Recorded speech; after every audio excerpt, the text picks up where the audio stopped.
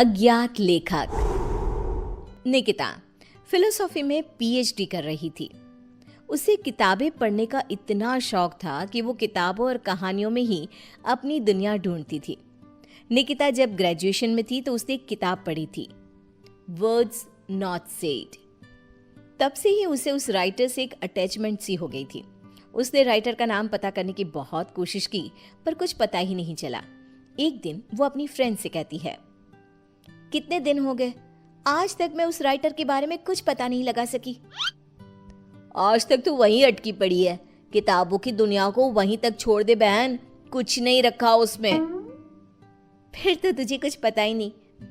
उनकी हर ईयर एक बुक आती ही है जिसकी सिर्फ 20 कॉपीज ही बनती है और मैं सारी कॉपीज खरीद लेती हूँ। चल तुझे दिखाती हूँ। निकिता प्रिया को स्टोर रूम में लेकर जाती है। रूम बिल्कुल ठंडा। प्रिया को ऐसा महसूस होता है जैसे वो यहाँ पहले आ चुकी है। कुछ अजीब सा महसूस हो रहा है, मानो मुझे कोई अपनी ओर खींच रहा हो। कमरे में चारों तरफ गुफ अंधेरा। अपने फोन की फ्लैश लाइट ऑन कर निकिता फोन को चारों तरफ घुमाती है। हर तरफ बस उस अज्ञात राइटर की ही किताबें थी। सारी बुक्स को यहाँ छिपा कर रखती हूँ मैं, मेरे अलावा यहाँ कोई भी आता नहीं, इसीलिए इस बात की घर पर किसी को भनक तक नहीं है। ऐसा क्या होता है उनकी किताबों में कि तू इतनी दीवानी हो गई है उस राइटर की। निकिता वहीं अपने पास के सेफ से एक बुक उठाती है। उसकी धूल झटकती हुई उसका पहला पन्ना पढ़ना शुरू करती है। ठंडे बंद कमरे में टॉर्च की एक सीधी रोशनी के उजाले में वो दोनों मेरी लिखी किताबें पढ़ रही थी। तभी उसकी सहेली को अपने कंधे पर किसी का हाथ महसूस होता है। ओह ओह! क्या हुआ प्रिया, तू चीखी क्यों? मुझे ऐसा लगा किसी ने मेरे कंधे पर अपना हाथ रखा हो। निकिता रुक तो, मैं देखती हूँ। निकिता हर तरफ लाइट दिखाती है पर वहां पर कोई नहीं होता। देख तो, कहाँ कोई है यहाँ? छोड़, तू कहानी सुन। फिर उसे लगता है मानो एक भारी सा हाथ उसके सर को सहलाता है। क्या फालतू किताब है, बंद कर इसे, मैं घर जा रही हूँ। दोनों कमरे से बाहर आ जाते हैं। क्या हुआ यार, तू ऐसे अचानक बाहर क्यों आ गई? अरे कैसी किताब है यार प्रिया, तू जो कुछ भी पढ़ रही थी सब वैसा ही हो रहा था। अब समझ में आया तू खोई खोई सी क्यों रहने लगी है। एक मिनट, क्या वो राइटर मुझे भी जानता है?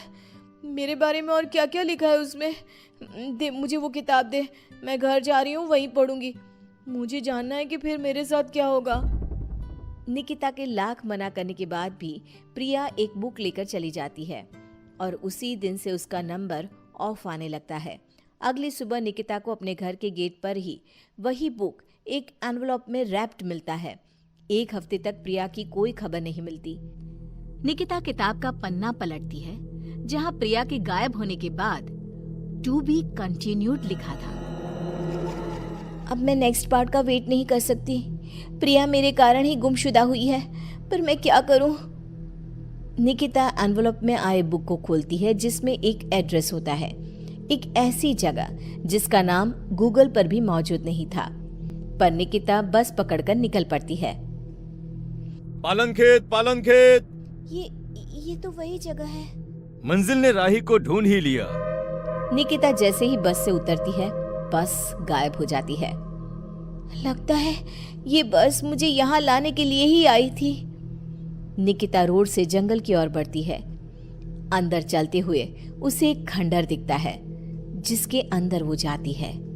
अंदर उसे एक लड़का डायरी लिखते हुए दिखता है। अरे आ गई आप, आइए आइए। आप ही है वो राइटर? मुझे बताइए कहाँ है प्रिया? वहां देखो। निकिता देखती है कि दीवार पर प्रिया की तस्वीर लगी हुई है जिस पर हार चढ़ा हुआ है। प्रिया की फोटो के साथ वहां कई और लोगों की तस्वीरें भी थी। ये सब क्या है?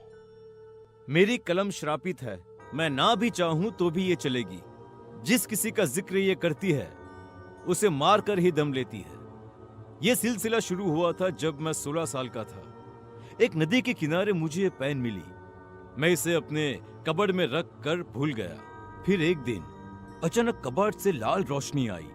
मैंने उसे खोला तो पेन चमक रही थी और इसने लिखी मौत की दास्तां। मेरा सब कुछ इसने छीन लिया, सब कुछ। मैंने उसे खत्म करना चाहा, पर नाकाम रहा। मैं सब कुछ छोड़कर जंगल में रहने लगा, पर यह तब भी नहीं रुकी। तो इसे रोकेगा कौन?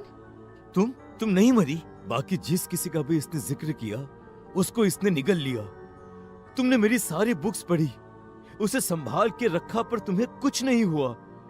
तुम ही वो मसीहा हो निकिता, मुझे बचा लो और इस खेल को रोक दो निकिता। निकिता पेन उठाती है। उसके पेन को पकड़ते ही एक औरत उड़ती हुई आती है और पीछे से उसे लिपट जाती है। उसके शरीर से खून बहे जा रहा था। खुले बाल, झुर्रियों से भरा उसका चेहरा बड़ा डरावना लग रहा था। मेरी गोद में बैठो निकिता, आओ ना। नहीं, बहकना मत निकिता, यही है पेन की मालकिन। रूहें खाती है ये, इसकी बात मत सुनो निकिता।